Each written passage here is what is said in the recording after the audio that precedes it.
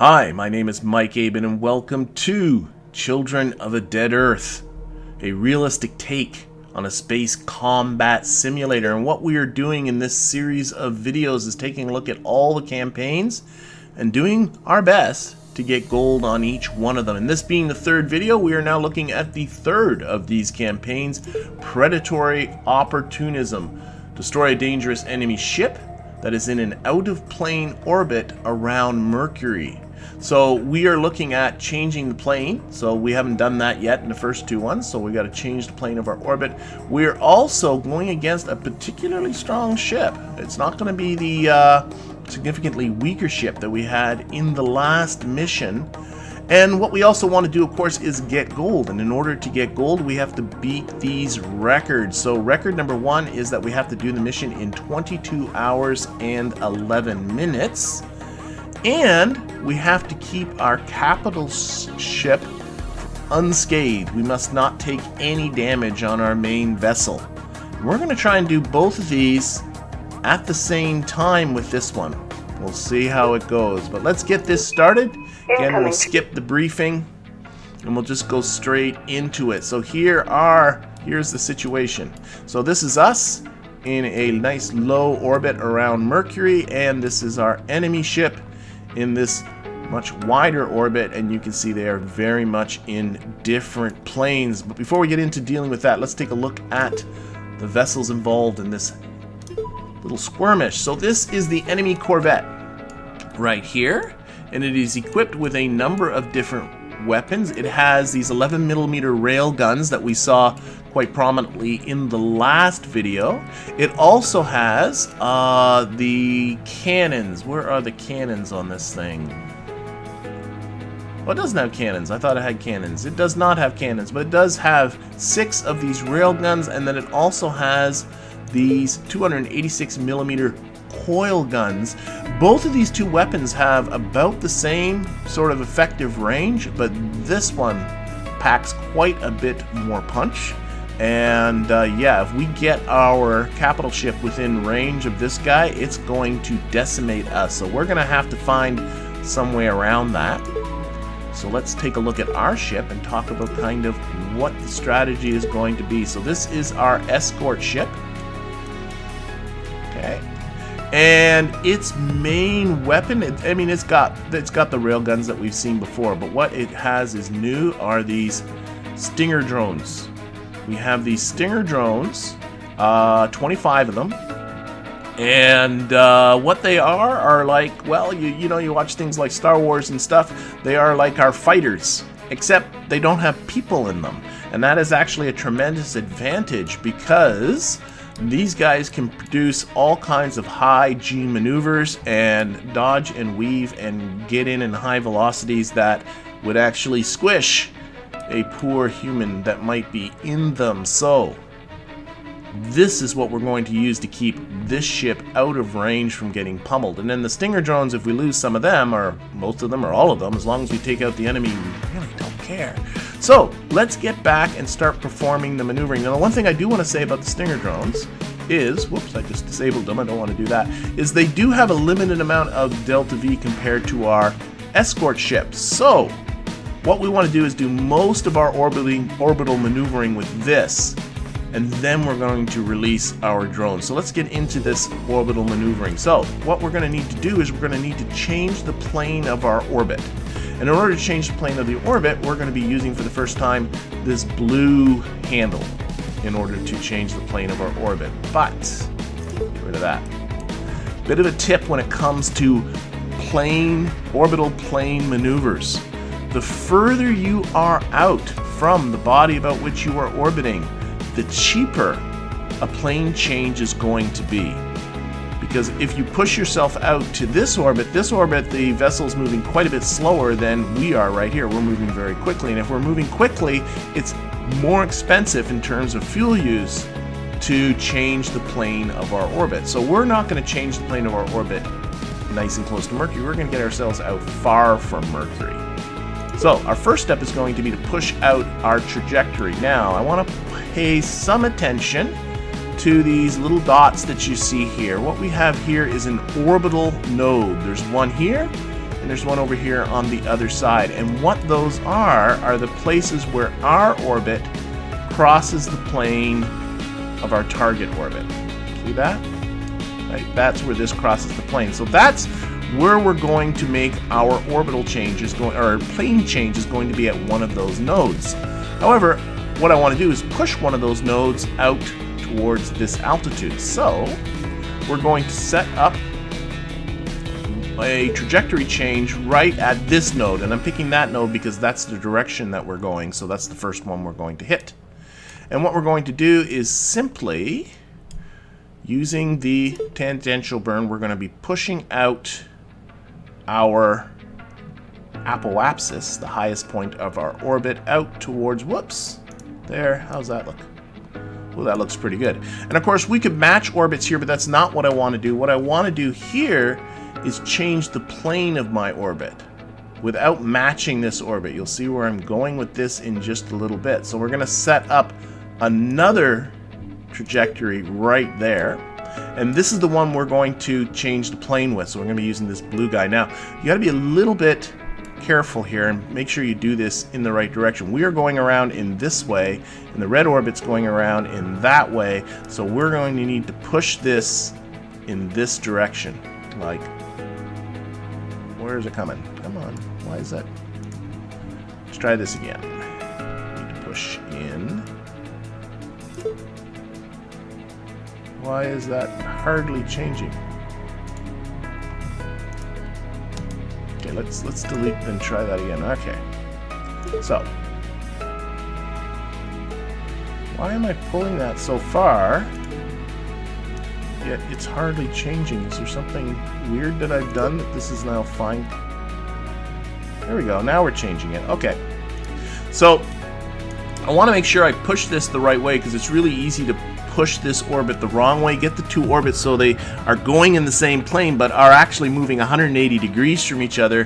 That would be a bad situation to have. We do want to be going in the same direction. So here we are adjusting our plane, but you can notice at the same time I'm also pushing out my apoapsis away. What I actually want to do is keep my apoapsis nice and close to Mercury. So while I'm doing that, I'm also going to pull on this guy, pull it down like this. We're using that to sort of bring down our apoapsis, also bring down the plane of our orbit. We're going to pull this to bring down our apoapsis a little bit further. Whoops. Bring that back. Pull that. We want to get these two guys into the same plane. How's that looking? Yeah, getting very close. There we go. Okay. And now what we're doing is we're coming in close to Mercury. Now what I want to do now is kind of examine how I am coming in towards. So we are, just to follow what our path is going to be, we're right here now. We're going to go along here, come out this way, and then around here we're going to do quite a large burn, 1.36 kilometers per second, to get us going in this direction.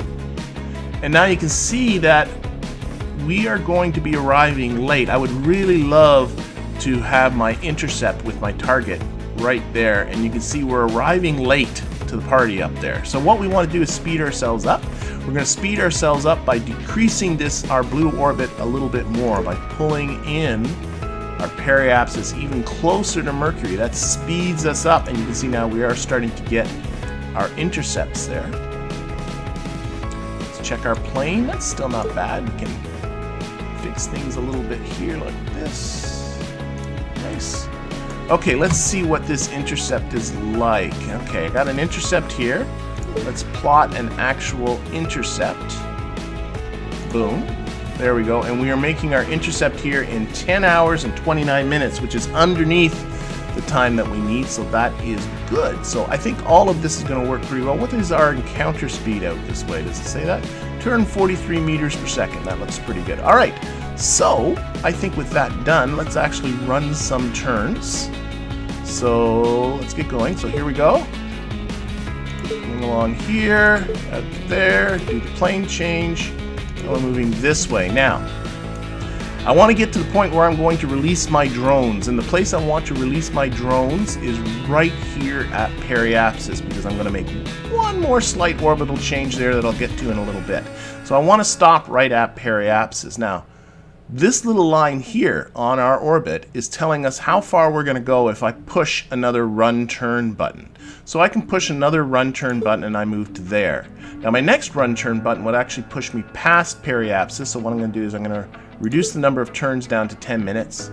And we're just going to go in 10-minute intervals until we get close to that. That's good. So right about there. All right, let's go take a look at our fleet here. So here is our ship. Okay, and we are going to release every last one of our drones. We're going to send everything we got at them. So there we go. There go our drones. Okay, let's actually select a drone. Take a look at one of them. Oops. There we go. And take a look at our drone here. And so they are deploying. You can see that. They are little, basically steerable nuclear missiles. They have guns on them. They have a 33mm cannon, and they have 5,000 rounds. And each of these guys has got 356 meters per second of delta V. That is great. Okay, so you can see they are coming out in a nice little line. If we go back to our orbital view here, they will all deploy. So that's cool. So, oh, I don't want my Stinger drone fleet. I actually want, oops, let's go back here. I actually would like to get back to my escort carrier because I do not want my escort carrier to intercept with the enemy corvette because the enemy corvette will mop the floor with it. So what I'm going to do is I'm going to cancel this maneuver. And we're going to add another one. Whoops. And I'm going to put that one right at my periapsis. There we go. And what I want to do is just reduce my apoapsis just a little bit so that we're not going to make our encounter. In fact, what I might do is actually leave that encounter there. Probably never get to this point. Let's plot an intercept here. Now that intercept is like a long way after the intercept of our drone. So like this is if they need to go in there and do some mop up or pick up drones or something like that. We probably won't get to that particular point. But let's now get back to our drone fleet. Drone fleet, there we go. And let's push this. Do we have our, we do, we lost our intercept, so let's replot that. There's our intercept there. And we are intercepting way too fast. So let's make some adjustments here to our drone fleet. Okay, yeah, that's interesting. Let's go back to here. Put a trajectory. Let's push this. Should I push it up or push it back? It's possible our enemy made some adjustments themselves. You never know. Okay, let's see what happens here. And plot an intercept. And our intercept is still a really high speed. I do not want to meet him at that high speed. Okay, delete that. Select this one again. See if I push forward. I need to put in a smidge of radialness. See if we can. There we go. Again, the way it works is the closer, I don't want to spend too much of my fuel doing this though, the closer your trajectories are to being the same, the cheaper, the less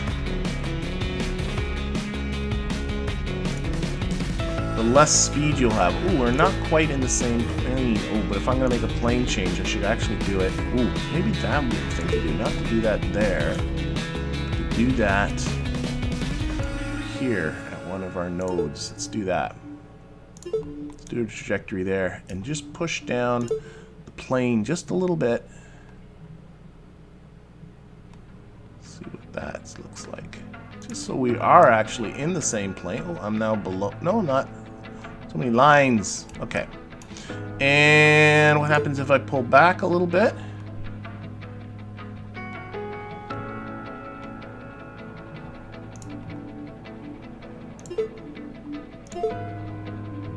That is still way too fast. Don't like that.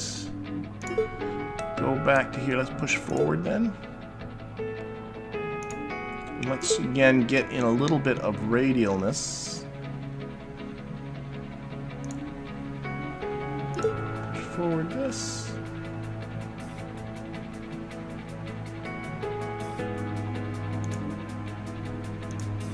Still watching my delta V. I'm not spending too much of my fuel. In fact, I'm spending very, very little of it.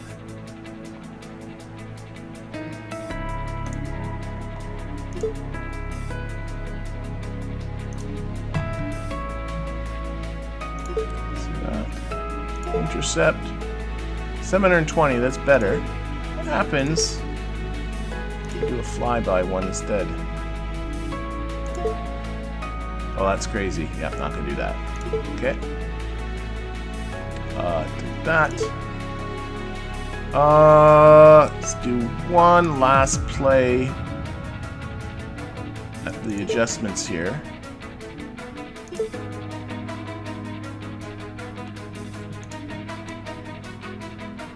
I think I'm getting there just... I'm getting there just a little bit too slowly is what's happening.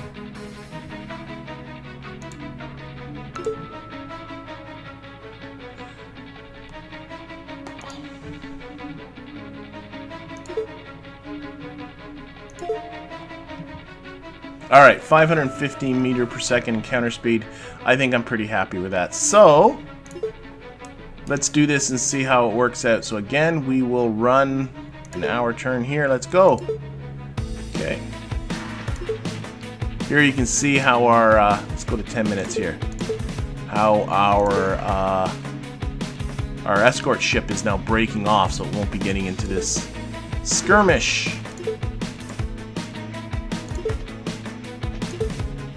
Alright, we are here. So, let's select our corvette.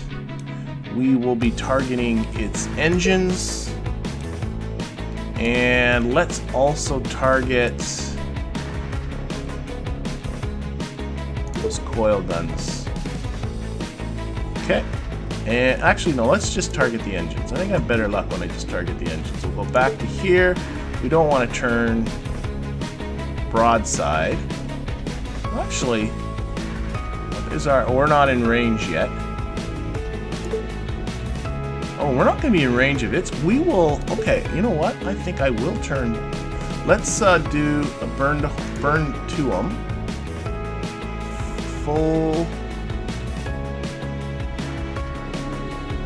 back to here. Let's do a full homing. Because we seem to have the better range. And unpause. There we go. And then... turn to broadside. Oh yeah, bring the pain, baby. Here it comes. Nice. Oh wow, I don't think any drones even got hit there a little bit. Okay, we did it. There we go, we did it. We did that in 10 hours and 1 minute, way underneath the record that was required. We took absolutely no damage. I don't think we took a damage on a single vessel. We just trounced them. So anyway, I hope that helps. I hope you enjoyed the video, and I hope to see you for the next one.